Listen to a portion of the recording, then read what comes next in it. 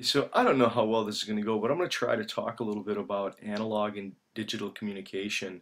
I know that the conversation has come up in a couple of different contexts here, and some people have even suggested that there might be some sense in which the human experience of freedom is in some way related to digital forms of information. And I guess I want to support that and see if I can't clarify that just a little bit. I think one of the ways to think about the difference between analog and digital communication is to realize that all kinds of organisms use both kinds of communication to some degree, but only humans have what are sometimes called second order digitalizations. By second order digitalizations, I mean both discrete denotative words that are used in syntactical combinations with other words, but also peculiar uses of words such as not or this or I. There's certain words that can be used in combination with other words that don't really seem to be just a word per se. It's more like a meta-communicative rule for understanding both ourselves and the world in certain ways. And I want to see if I can clarify that with a whole bunch of examples. Now, one way to clarify the distinction between analog and digital communication is to say that at the level of analog communication, there really is no not. There's withdrawal or there's refusal, but there is no syntactical statement of what is not the case. Now, I think, one way to clarify that even further is that at the level of analog, all you have is continuous, contiguous relation states. I mean, the relation states simply are what they are, and the values are always those values nested right next to neighboring values. You don't have abstract, free-floating values the way you can in digital communication. Digital communication is actually of a higher order of abstraction than analog communication, whereas analogic communication deals with continuums and shadings of continuums. Digital communication proposes on a higher order of abstraction either or oppositions, sort of characters, what would you say, selected oppositional characteristics that then can be seen as this one or that, right? We pull those out of what are ongoing continuities. This can be seen in countless cases. Now imagine a stereo volume knob where some person comes into a room, and imagine that there's no markings on the stereo volume knob. Some person adds more sound, some person, and then they can add less sound. At each point when they're adding more sound or less sound, the sound is always continuous and contiguous with the neighboring sound values. It's one of the basic properties of analogic communication. Now, there's no way to have non-sound. I mean, you can turn it all the way down, but as the sound's going on, it just has continuous values. Some person could turn it up. Now another person could turn it down, and another person could turn it up, another person could turn it down. But until one of them would say, hey, that's loud, or hey, that's not quiet enough, there's just analogic communication there. But once someone speaks and they introduce an either or category, now sort of like at a meta level to the continuous contiguous values that were there, they propose an either or opposition and they select from there. You can see this, as I say, in lots of different cases where, if you think of even a wave crest, a wave will go on like this, and now the wave will be an analog and it will be continuous, but there will be a crest and a trough. When you name the crest and the trough, you're introducing boundaries, a kind of digitalization that separates one crest from another. And you have to have the periodicity of a wave gets marked by digitalizations of what are analog continuums. The same could be said of the visible light spectrum. The visible light spectrum is in fact a rich spectrum, but when we label it things like red, orange, Roy G. Biv, when we say it's red, orange, blue, green, indigo, and violet, we're then introducing categories atop that.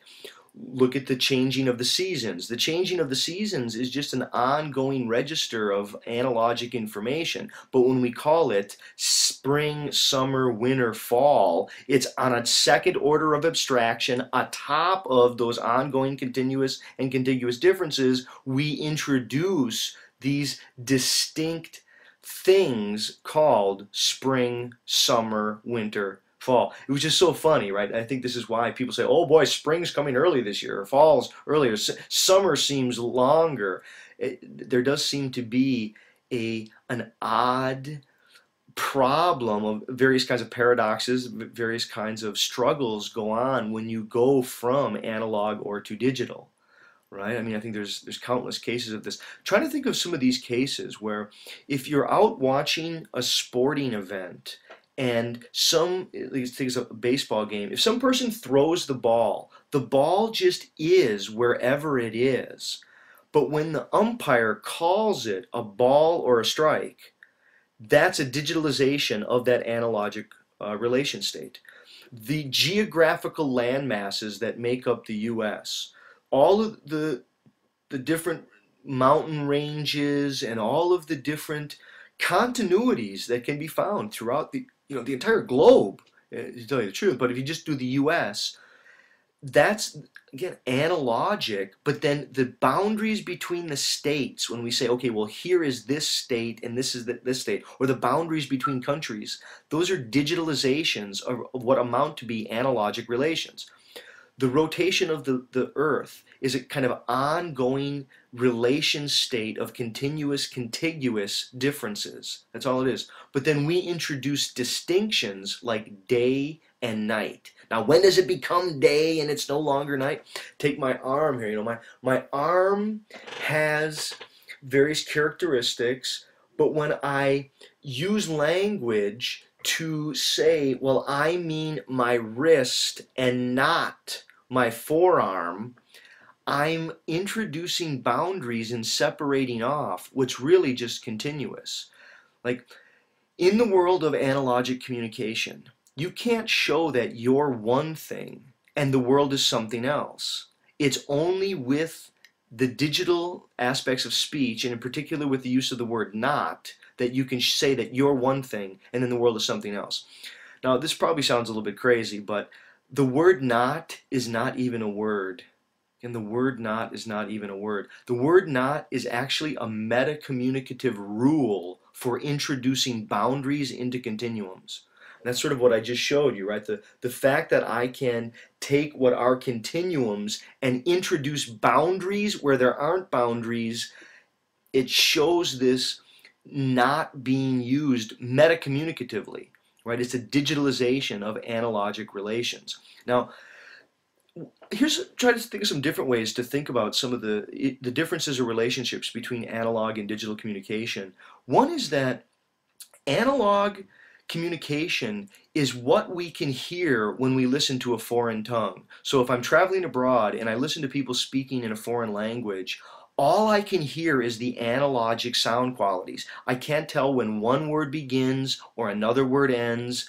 I certainly can't tell the beginning or ending of sentences. Now maybe I can tell that there's silences and there's gaps or pauses, but I don't know if the person's looking for yet another word. And even I think if people are familiar with Daniel Dennett's work, that they've done studies where they've listened to the acoustical the acoustical output displayed and graphically when people speak, and the areas that have the lowest amount of sound, those don't line up to the spaces between words. Oftentimes the amounts of smallest sound output are actually within a given word. So again, it's not as if the gaps or the spaces that we hear within the sounds of a foreign tongue are lining up to the words. Instead, we hear the continuous, contiguous sounds, and then on a second order, we overimpose a digitalization upon those sounds, which is the recognizing of those words as the discrete words they are. When you know the language, you can hear the discrete words there. That is the digitalization of it. Now, I think some of this is related to animal-human communication, dog-human communication. The dog understands the analogic aspects of the communication. The dog is able to understand the sound, the tone, the pitch, the values, all of those things that are continuous and contiguous. The dog can't entertain in a cool reflection either or propositions that are given by way of the not.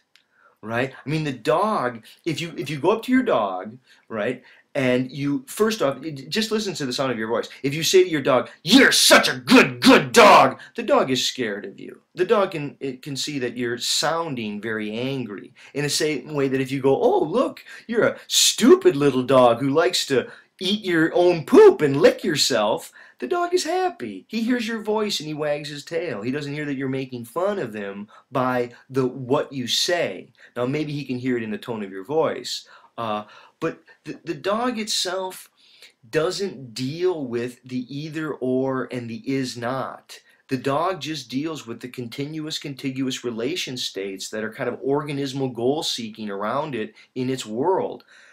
The, you know, try to go up to your dog and say to your dog, "Now you can either go outside or you can have a treat, but you can't have both."